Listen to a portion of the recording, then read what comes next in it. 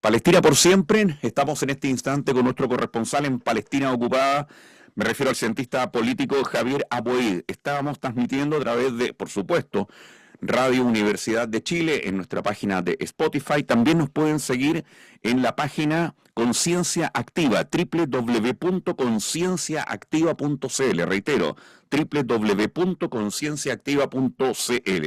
Javier Aboí, un tremendo abrazo para ti, por intermedio tuyo, nuestra solidaridad y nuestro cariño a todo el pueblo palestino.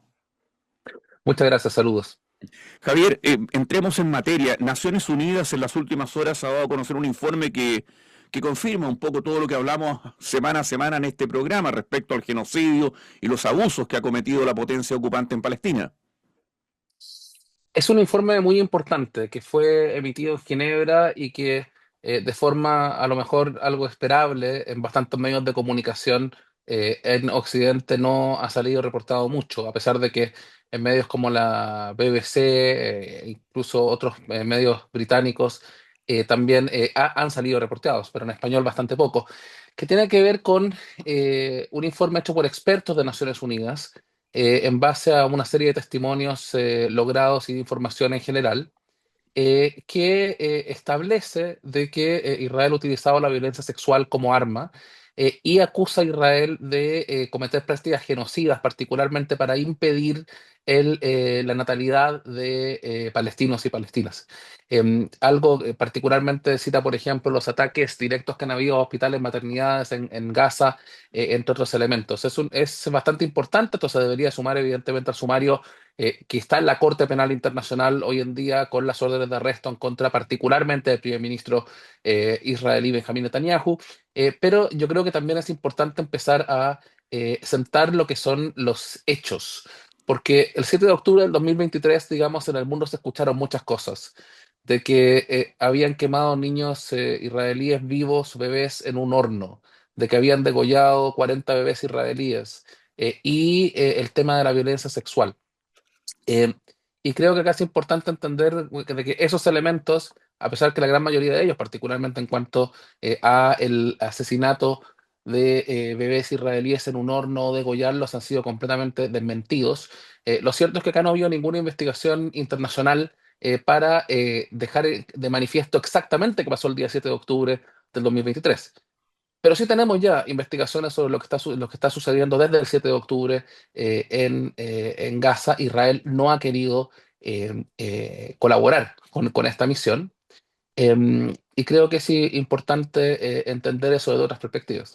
Ahora, se suman antecedentes respecto a lo que hace la potencia ocupante Israel en Palestina ocupada, pero uno dice, y esto se va archivando, archivando, archivando, archivando, como hace 70 y tantos años, Javier. Es cierto, pero a mí me gustaría recordar una frase del difunto juez Juan Guzmán, que una vez estuvo aquí en Palestina, y yo lo escuché decir en Jerusalén, se le preguntó exactamente lo mismo, y él dijo, bueno, una de las ventajas que tiene Palestina, así como lo que tuvimos en Chile, decía él, es que está todo documentado.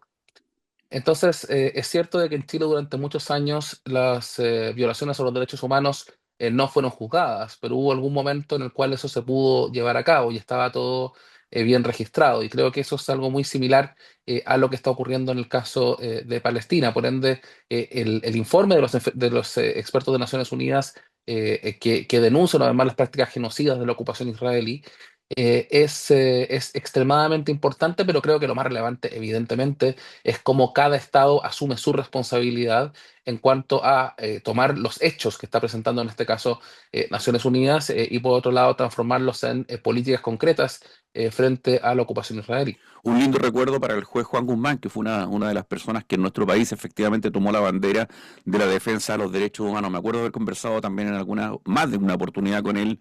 Me dejó una muy buena impresión. Estamos dialogando desde Palestina con nuestro corresponsal, el cientista político Javier Aboid, aquí en Radio Universidad de Chile. También nos puede seguir en la página www.concienciaactiva.cl, www.concienciaactiva.cl, en el Spotify de Palestina por siempre. Y ve esta entrevista con Javier Aboid en nuestro canal de YouTube, el canal de YouTube de Palestina por siempre. Javier, la situación hoy día como más general en Palestina ocupada, partiendo por Gaza, ¿cómo se la puede describir a nuestros auditores y a nuestros televidentes? Voy a repetir lo mismo que dije la Semana vez pasada. anterior con la misma pregunta. No sé. No sabría describirla porque son preguntas muy amplias y acá lo que sucede son violaciones sistemáticas a todos los ámbitos de la vida de palestinos y palestinas. Lo que sí se puede decir a lo mejor es que independiente que se estime que hay un cese al fuego en Gaza, siguen muriendo palestinos, no a los niveles que habían antes del cese al fuego, pero en las últimas 24 horas que estamos grabando, 2 niños palestinos fueron asesinados por la ocupación israelí en Gaza y lo otro es que continúa la acción israelí también acá en Cisjordania ocupada. Recordemos que hay más de 40.000 desplazados palestinos en el norte de Cisjordania. Y también los ataques de los colonos israelíes que continúan prácticamente en toda Cisjordania, que en esta última semana han llevado una serie de heridos al quemar literalmente vehículos e intentar quemar hogares palestinos. Recordemos, digamos que en esas prácticas hay palestinos que han sido asesinados y que hoy en día, digamos, los colonos israelíes continúan haciendo eso de forma constante.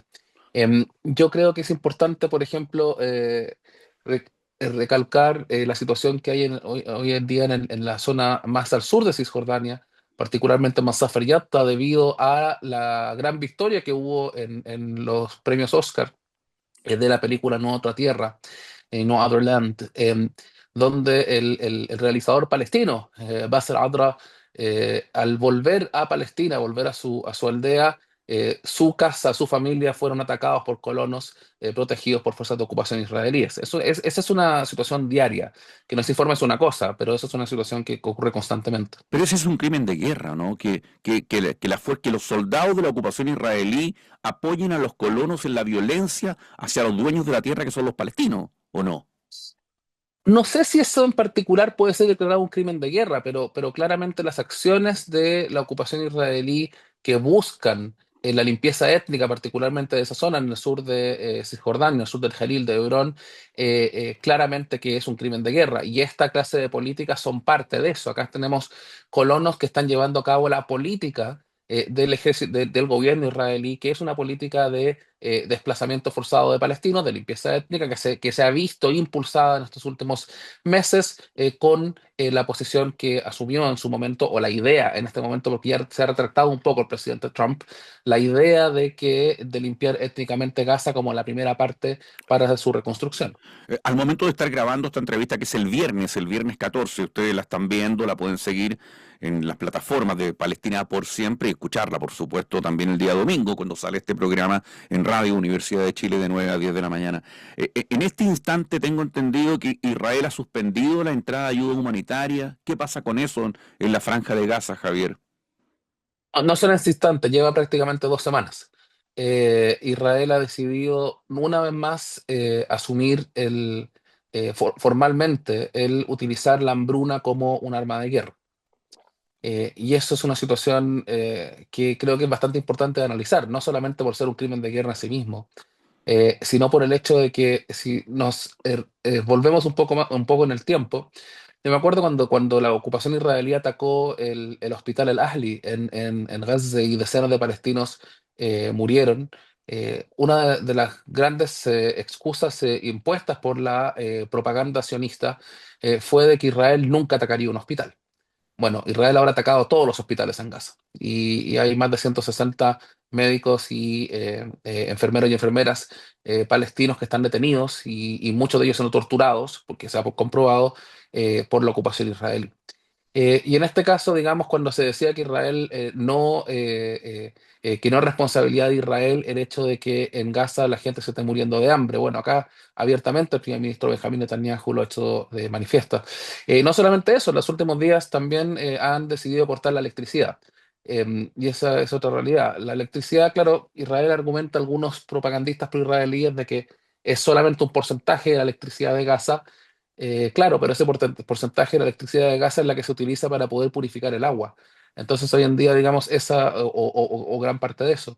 Entonces hoy en día, digamos, el acceso al agua en Gaza es aún más complicado y eso son políticas manifiestas. Acá no estamos hablando de información secreta que estemos sacando de algún lado. Acá se hace política ahora con el presidente Donald Trump por la plataforma X de su amigo Elon Musk, digamos, de Twitter, donde van anunciando toda esta clase de políticas y es una realidad que se está llevando sobre el terreno. Qué locura. Y esto también te lo he manifestado a ti y lo he reflexionado varias veces en Mm. Palestina por siempre. Estamos en siglo XXI. Estamos en pleno siglo XXI y las cosas que cuentas Tommy, a mí me parece estar en la Segunda Guerra Mundial, una cosa por el estilo, o sea, es de loco, y con una comunidad que supuestamente debiese haber aprendido, integrado algunas cosas, y estamos como ahí, ¿ah? Yo creo que a Israel se le ha permitido hacer mucho por mucho tiempo. Y creo que eso es una realidad también. Em, uno cuando quiere asumir los principios, a ver, si uno quiere volver, digamos, a hacer un poco más de análisis, yo creo que, a ver, a mí no me gusta ir mucho a la teoría cuando hay gente que está muriendo todos los días, pero si uno quiere volver un poco a hacer el análisis, acá hay un tema central, digamos, con la ideología sionista. Yo generalmente no hablo de esa forma, pero el sionismo en sí, que es la ideología detrás del Estado de Israel, considera la igualdad de derechos como una amenaza. O sea, el sionismo no apunta a la igualdad. Entonces, los palestinos y palestinas siempre hemos sido vistos como inferiores, como gente que no merece los mismos derechos. Incluso algunos sionistas, entre comillas, de izquierda están completamente bien con el hecho de que la situación que hay en Cisjordania hoy en día, por ejemplo, que no hablan de ella. Y la situación en Cisjordania, digamos, es bastante nefasta. Estamos viendo una situación donde probablemente muchos amigos de Israel o gente que le dice a Israel, oiga, por favor, no haga esto, ayúdenos a ayudarlo. eh, eh, a lo mejor le gustaría que volvamos al día 6 de octubre del 2023. Y hay que, Exacto. estilo la señora Patricia Politzer, por ejemplo, en Chile. Ese es un gran ejemplo. El día 6 de octubre ya no tenía ningún problema con la anexión que se estaba llevando a cabo en Cisjordania, con Gaza siendo una cárcel al aire libre, ningún problema. Y entonces, desde esa perspectiva, se puede entender de que mientras no se considere que israelíes y palestinos tienen los mismos derechos y que deberían ejercitarlos de igual forma, independiente de cuál sea la solución política, digamos, acá no estamos hablando de si la solución política debe ser dos estados o un estado, pero estamos hablando de que todos, palestinos e israelíes, tienen los mismos derechos. Que hoy no los Y tienen, es, es bueno aclarar eso, aunque sea reiterativo. Los palestinos no sí. tienen los mismos derechos que los israelíes. Y la lucha de Israel es por perpetuar esa situación. Y hay que dejar, y es así de Mm, simple. O sea, yo creo que no hay que dar mucho análisis mucha, al respecto. Claro. qué O fuerte, sea, sí, hoy en día ser pro-israelí significa ser pro-genocidio, significa ser pro-ocupación, significa ser pro-colonización. Yo creo que en algún momento ser pro-israelí podría haber sido el querer que exista efectivamente un Estado de Israel, pero que se viva lado a lado con Palestina. Pero la posición oficial de Israel, que es la que defiendan estos lobistas, es una posición que niega el derecho del pueblo palestino a la autodeterminación. Y esa es la base de la política israelí. Y es un tema interesante porque no solo porque algunos todavía les cuesta aceptar aquello, sino también porque parece ser que los únicos que tienen claro cuál es su política son los israelíes. A mí me da la impresión de que de todos los actores que tenemos alrededor del tema palestino, los únicos que realmente tienen un programa y que avanzan en función de eso es Israel, y particularmente el gobierno de Benjamín Netanyahu. Hay un programa que está basado en dos elementos, la limpieza étnica y la anexión, y avanzan. No tienen por qué lograrlo la próxima semana ni en un mes más, pero avanzan en función de ello. Ya han avanzado bastante.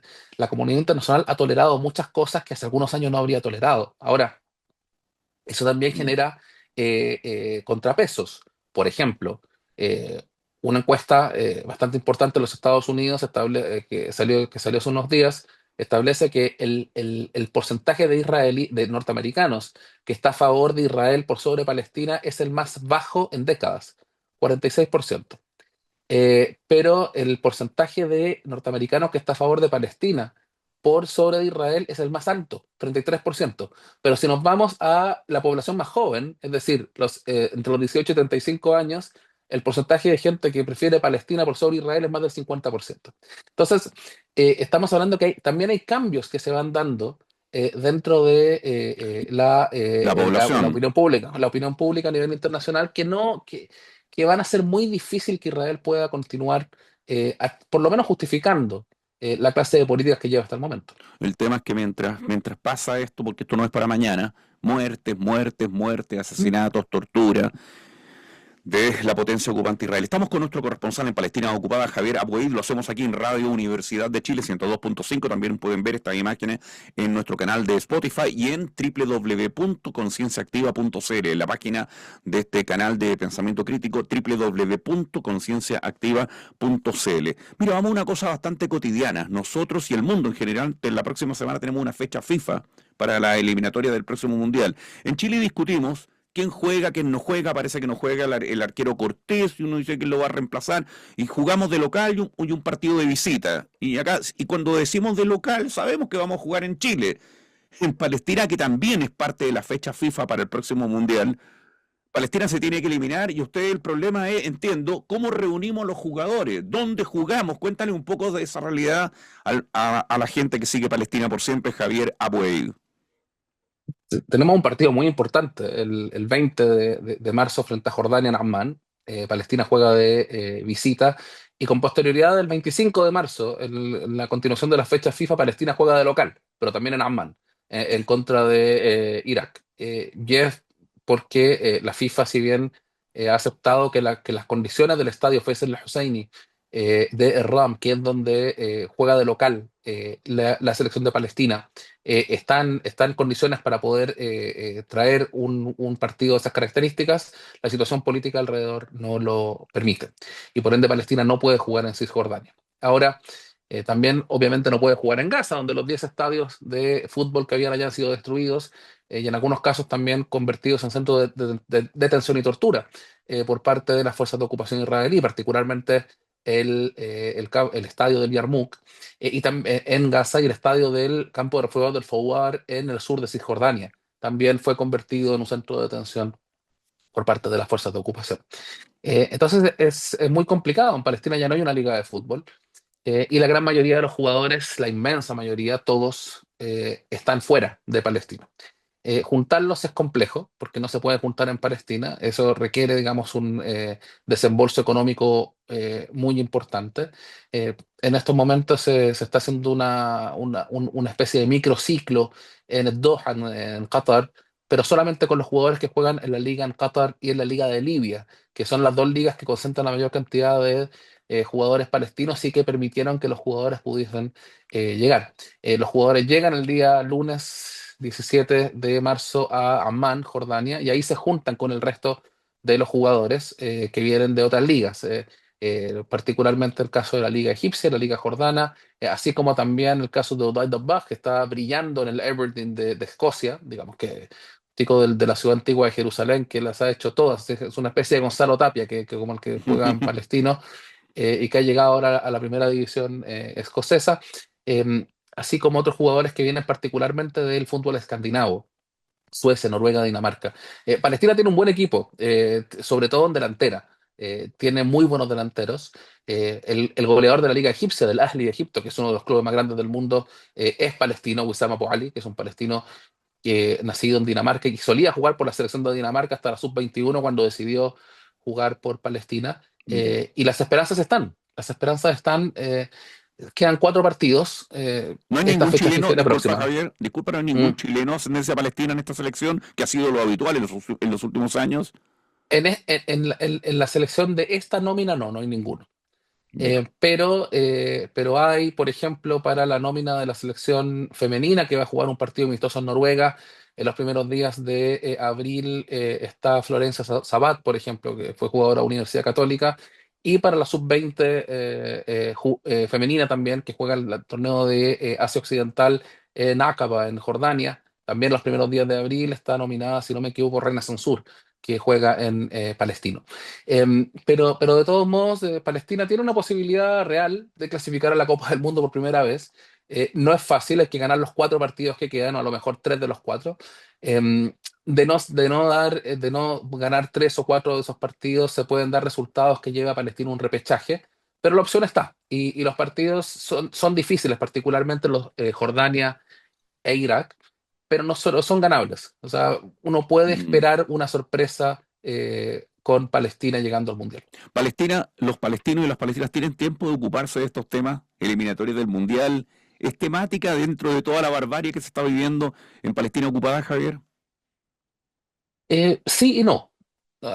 Acá es difícil generar un ambiente de partido con días de antelación, como se puede en otros lugares.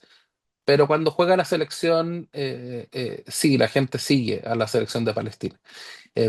Y para estos partidos en particular, por estar tan cerca de Palestina, hay gente que probablemente se va a desplazar hacia Jordania para poder ver el partido. En Jordania hay muchos palestinos que viven ahí, sobre todo en Amman, la capital donde se va a jugar. O sea, Palestina realmente puede jugar de local en Amman, a diferencia de otros lugares donde se ha jugado de local y donde no se ha podido hacer sentir esa localía. Partido con Irak el 25, Palestina probablemente va a poder tener un estadio prácticamente lleno, cosa que esperemos ayude, pero no es lo ideal. Lo ideal es que Palestina juegue en Palestina. Y la gente va a seguir. La televisión palestina no puede transmitir el partido por el tema de los derechos, que en la zona asiática los tiene Bein Sport, pero hay una serie de radios palestinas que van a estar transmitiendo los 2 partidos de Amman. Aprovecho de preguntarte porque te he visto en los últimos días, más que en los últimos días, en los últimos meses, comentando para la cadena internacional Al Jazeera. Cuéntanos un poco de la cadena internacional Al Jazeera, que la gente de repente dice, esta es la televisión árabe, pero no se sabe de qué país, si transmite solamente en árabe. A ti te he visto hablando en inglés, de hecho. Cuéntanos un poco de eso para ubicarnos. Bueno, existen muchos medios de comunicación en el mundo árabe. No solamente Al Jazeera que existe, pero Al Jazeera claramente es el medio más potente y que se ha diversificado bastante. Al Jazeera que nace como solamente como la televisión en árabe, que es una cadena con base en el Doha, pero que es una cadena básicamente panárabe. Si uno sigue las noticias en Al Jazeera en árabe, que es la cadena principal, se entregan noticias de muchas partes del mundo, enfocados claramente en el mundo árabe.